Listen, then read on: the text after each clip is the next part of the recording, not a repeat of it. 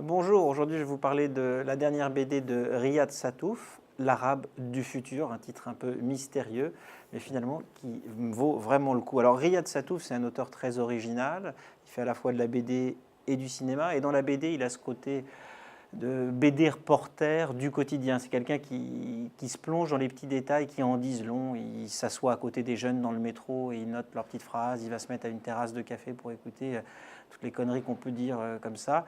Et il en tire une bande dessinée. Alors, son premier terrain de jeu, ça a longtemps été les jeunes. Il s'est moqué des jeunes, à la fois en BD dans La vie secrète des jeunes et au cinéma dans Les beaux gosses.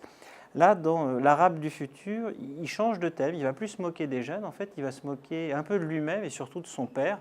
L'histoire de l'Arabe du futur, en fait, c'est son histoire à lui. C'est l'histoire d'un gamin né à la fin des années 70, d'un père qui était un étudiant syrien venu à Paris pour se frotter à la vie des intellectuels parisiens, qui rencontre une jeune Bretonne à qui il va faire deux enfants. Le premier de ces deux enfants, c'est Riyad Sattouf.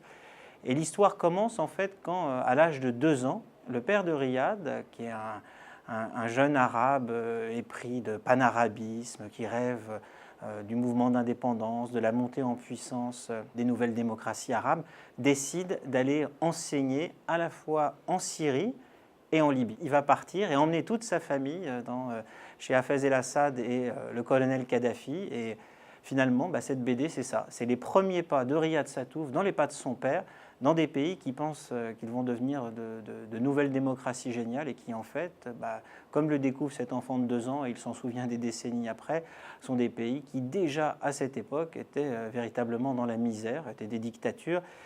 Et Riyad garde là-dessus un côté finalement assez souriant. Il se moque de son père, il se moque de ces dictatures qui se croient beaucoup plus belles qu'elles ne sont, et il se moque aussi de ces peuples arabes qui idéalisent un peu de nouveaux dictateurs et qui sont dans une forme de corruption. C'est très drôle parce que Riyad Sattouf sait toujours garder les petites phrases qui nous permettent de nous moquer de ceux qui nous entourent, et en même temps c'est très cruel. C'est un livre de reportage, de témoignages, et c'est en même temps aussi une autobiographie.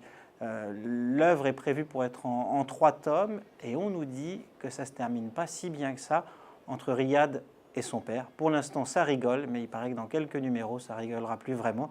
On attend la suite avec impatience.